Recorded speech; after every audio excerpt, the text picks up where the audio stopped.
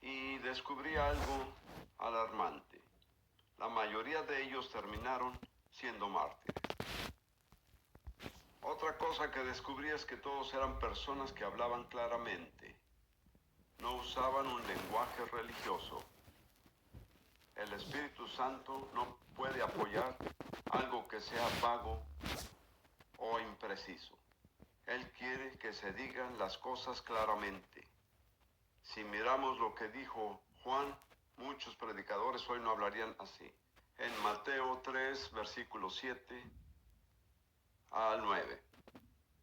Al ver él que muchos de los fariseos y de los saduceos venían a su bautismo, les decía: generación de víboras, ¿quién os enseñó a huir de la ira venidera?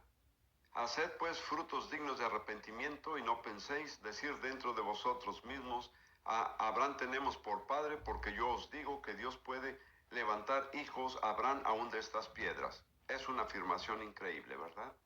Pues no dependa de su genealogía, ni de su formación religiosa. Tiene que cumplir con las condiciones de Dios personalmente. Esos eran los 3 requisitos para ser bautizado por Juan: arrepentimiento, confesión pública de pecados y una prueba de que la vida de la persona había cambiado. Quiero señalar algo aquí porque se aplica cada vez que se menciona el bautismo. Dice que él los bautizaba para arrepentimiento, pero no los bautizaba a menos que ya se hubieran arrepentido.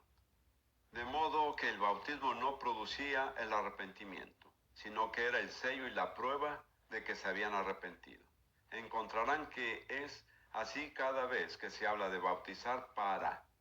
No indica que el bautismo era lo que hacía que las personas entraran a una nueva etapa, sino que más bien era un sello que confirmaba que ya habían entrado. Hablaremos de esto más adelante. El bautismo de Juan tenía sus limitaciones.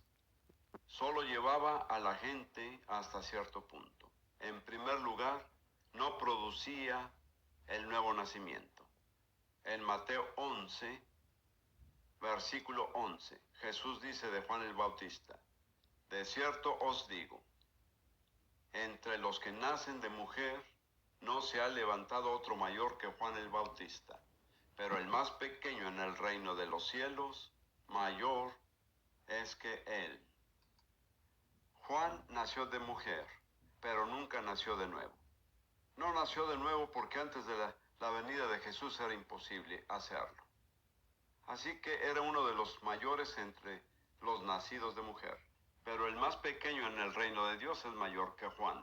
No por lo que seamos nosotros, sino por la posición en que Dios nos ha colocado en el reino mediante el nuevo nacimiento. Recuerden que Jesús dijo que el que no naciera de nuevo no podría ver ni entrar en el reino de Dios. De modo que Juan tenía sus limitaciones fijadas por Dios. En segundo lugar, y esto es importante, después de Pentecostés, el bautismo de Juan ya no tenía la aceptación y validez. Esto lo revela Hechos capítulo 19, los primeros versículos. Aconteció que, entre tanto que Apolos estaba en Corinto, Pablo, después de recorrer las regiones superiores, vino a Éfeso, y hallando a ciertos discípulos les dijo: ¿recibiste el Espíritu Santo cuando creíste? No nos dice de quién eran discípulos. Parece que Pablo no estaba seguro, pero les hizo una pregunta que me imagino que hacía donde quiera que iba: ¿recibiste el Espíritu Santo cuando creíste? Lo cual demuestra que es posible creer sin haber recibido el Espíritu Santo. Mi primera esposa era como Pablo. Tenía muchísimo empeño en que la gente recibiera el Espíritu. Cada vez que conocía a alguien le preguntaba: ¿has recibido el Espíritu Santo? Me parece que hoy día nos tardamos bastante en preguntarle eso a la gente: ¿recibiste al Espíritu Santo cuando creíste? Pues entonces Pablo se dio cuenta de algo, y ellos le dijeron: ni siquiera hemos oído si hay Espíritu Santo. Entonces dijo: ¿en qué pues fuisteis bautizados? Ellos dijeron: en el bautismo de Juan. Esto se puede interpretar de diferentes maneras, pero si ellos dijeron: no nos hemos enterado de que haya un Espíritu Santo, ¿por qué habrá dicho Pablo: en qué pues fueron bautizados? ¿Qué importancia tiene ese pues? ¿Por qué no podían haber sido cristianos si no habían oído acerca del Espíritu Santo? Una explicación es que Jesús les dijo a sus discípulos en Mateo 28, bautizándolos en el nombre del Padre, y del Hijo, y del Espíritu Santo. Si hubieran sido bautizados con ese bautismo, hubieran sabido que había un Espíritu Santo. Así que Pablo se dio cuenta de que nunca habían sido bautizados como creyentes en Jesús, solo habían recibido el bautismo de Juan. Pablo siguió diciendo, Juan bautizó con bautismo de arrepentimiento, diciendo al pueblo que creyesen en aquel que vendría después de él, esto es, en Jesús el Cristo. Pablo dijo que ese había sido un bautismo de preparación, pero ahora que Jesús había venido y había muerto y resucitado ya no era suficiente. Entonces, en el versículo 5 dice, cuando oyeron esto, fueron bautizados en el nombre del Señor Jesús. Ese es el punto crítico. Para poder ser bautizado hay que primero reconocer a Jesús como Señor y Mesías. Y habiéndoles impuesto Pablo las manos, vino sobre ellos el Espíritu Santo, y hablaban en lenguas y profetizaban. Pablo era muy minucioso.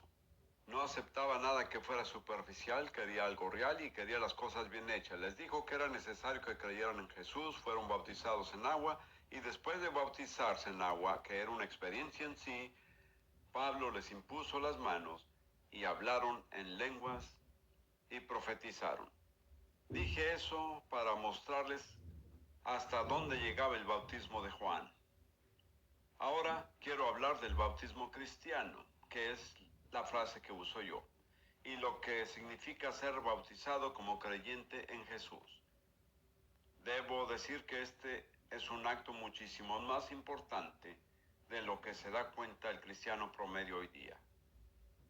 En general, aún los bautistas entienden muy poco del verdadero significado y la verdadera importancia del bautismo en agua.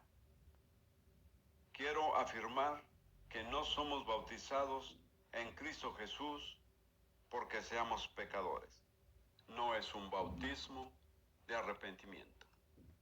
Analicémoslo en Mateo 3, versículos del 3 al 17. Entonces Jesús vino de Galilea a Juan al Jordán para ser bautizado por él. Mas Juan se le oponía diciendo, yo necesito ser bautizado por ti, ¿y tú vienes a mí?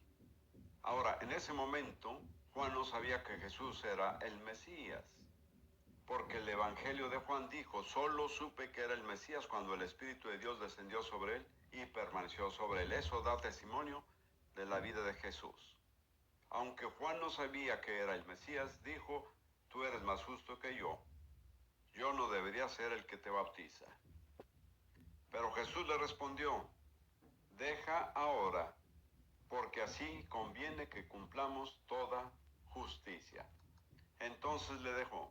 Y Jesús, después que fue bautizado, subió luego del agua, y aquí los cielos le fueron abiertos, y vio el Espíritu de Dios que descendía como paloma, y venía sobre él. Y el Evangelio de Juan dice que permaneció sobre él. Y hubo una voz de los cielos que decía, este es mi Hijo amado, en quien tengo complacencia. Es imposible recalcar demasiado la importancia que le atribuye el Nuevo Testamento al bautismo en agua. Aquí las tres personas de la Trinidad lo sancionaron. Jesús fue bautizado, el Espíritu Santo descendió sobre él, lo cual no había ocurrido hasta el momento de su bautismo en agua. Y entonces Dios Padre habló desde el cielo diciendo, este es mi Hijo amado, en quien tengo complacencia. Casi pudiéramos decir que Dios se desvivió por recalcar la gran importancia que tiene a sus ojos el ser bautizado en agua. Quiero hablar acerca de lo que es el bautismo cristiano. No es un bautismo de arrepentimiento porque Jesús no tuvo ningún pecado de que arrepentirse. No fue bautizado porque se hubiera arrepentido, fue bautizado por Juan, pero no fue bautizado con el bautismo de Juan. ¿Cuál fue el propósito de su bautismo? Él mismo lo dice. Deja ahora, porque así conviene que cumplamos toda justicia. No dice que cumpla yo, sino que cumplamos. Él se identifica con todos los que le seguirán su ejemplo al ser sumergidos en las aguas del bautismo. Dice que es apropiado, que es conveniente, que conviene que así se cumpla toda justicia.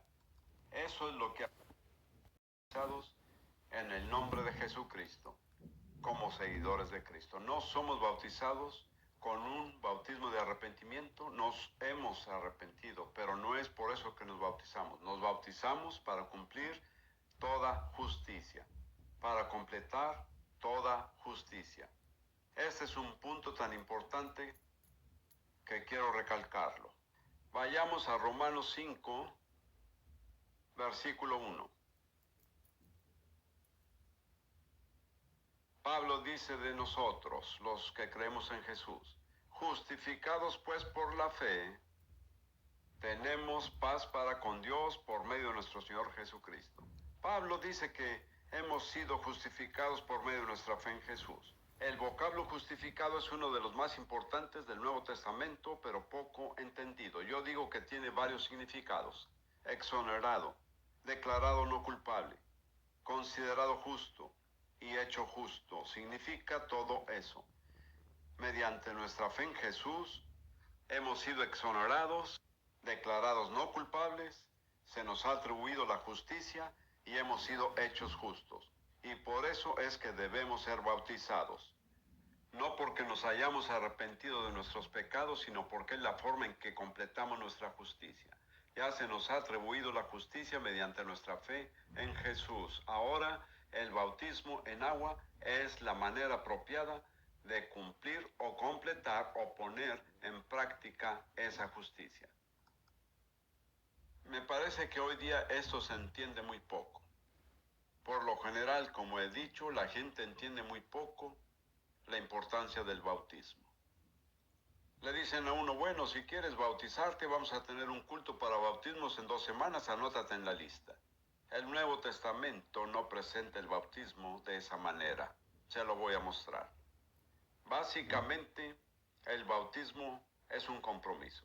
Estoy hablando del bautismo cristiano. Es una identificación con Jesús en su muerte, sepultura y resurrección. En Romanos capítulo 6, versículo 3. ¿O no sabéis que todos los que hemos sido bautizados en Cristo Jesús hemos sido bautizados en su muerte? Porque somos sepultados juntamente con Él para muerte por el bautismo, a fin de que como Cristo resucitó de los muertos por la gloria del Padre, así también nosotros andemos en vida nueva. De modo que el bautismo cristiano constituye una identificación con Cristo en su muerte, sepultura y resurrección. Hemos muerto con Él, somos sepultados con Él en el sepulcro de las aguas, y luego del sepulcro de las aguas nos levantamos con Él para andar en vida nueva. Una vida distinta a la que llevamos anteriormente. Pablo dice que Cristo fue resucitado de los muertos por la gloria del Padre. Pero si regresamos a Romanos 1, versículo 4, vemos que Él fue resucitado de los muertos por el Espíritu Santo. Entonces, cuando somos bautizados, quiere decir que hemos llegado al final de nuestra propia vida. Ya no hacemos las cosas por nuestra propia justicia y nuestras propias fuerzas.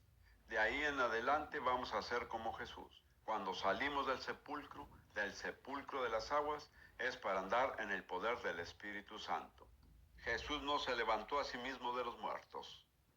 Eso es muy significativo. Fue resucitado de los muertos por Dios Padre, por medio del Espíritu Santo. Pablo dice en Romanos 1, versículo 4, que fue declarado Hijo de Dios con poder, según el Espíritu de Santidad, por la resurrección de entre los muertos. 2 pensamientos diferentes, uno judío y el otro romano. Lo habían sentenciado a muerte como criminal, pero al tercer día, cuando la tumba fue abierta y Jesús resucitó de los muertos, Dios revocó esa sentencia. Dijo: este es mi Hijo, Él es completamente justo y lo estoy reviviendo porque Él va a ser el autor de la vida y de la piedad a todos los que creen en Él. Qué importante es la resurrección. Pues mediante el bautismo en agua representamos la realidad de la resurrección. Hace años trabajaba con estudiantes africanos, entrenándolos como profesores. Y les decía lo siguiente: La gente recuerda 30% de lo que oye, 60% de lo que oye y ve, y 90% de lo que oye, ve y pone en práctica. Así que no tengan a sus estudiantes sentados en un pupitre escuchando algo. Pónganlos a hacer una actividad que demuestre que han entendido la lección. Dios sigue los mismos principios. No nos enseña una teoría solamente. Nos permite ver ciertas verdades y también representarlas. Cada vez que se lleva a cabo un bautismo en agua, es una representación más de la muerte, sepultura y resurrección de Jesucristo. En la iglesia primitiva, las personas no podían formar parte de la iglesia a menos que tomaran parte en esa representación de la fe que profesaban. No era suficiente decir yo creo. Tenían que representar su creencia.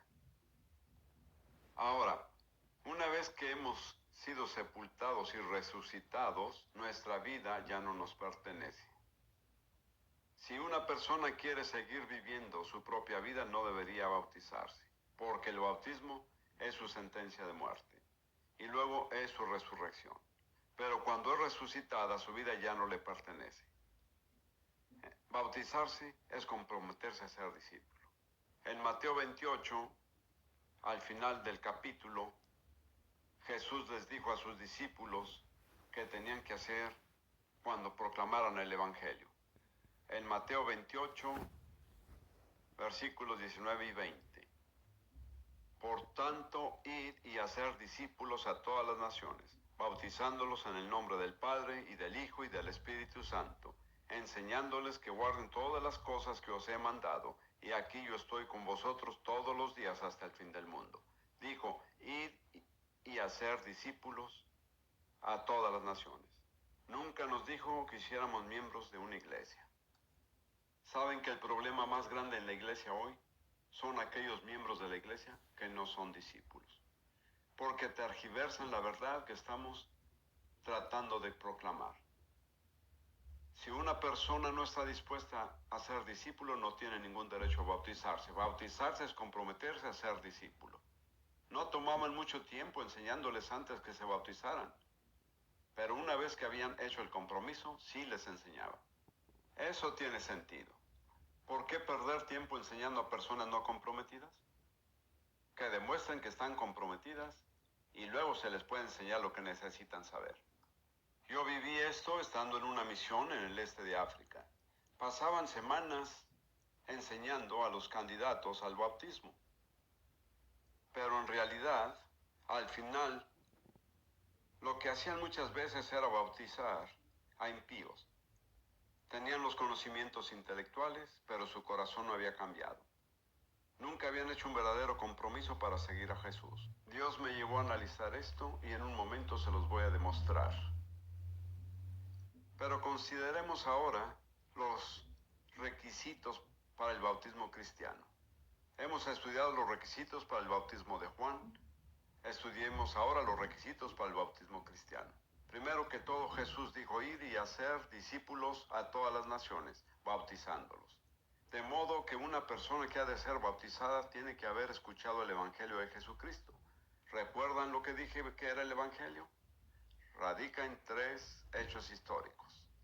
Jesús murió, fue sepultado y resucitó. Si creemos eso, nos es contado por justicia. Somos justificados. Entonces no tenemos ningún derecho de bautizar a personas a quien no les hemos predicado los hechos sencillos que componen el Evangelio.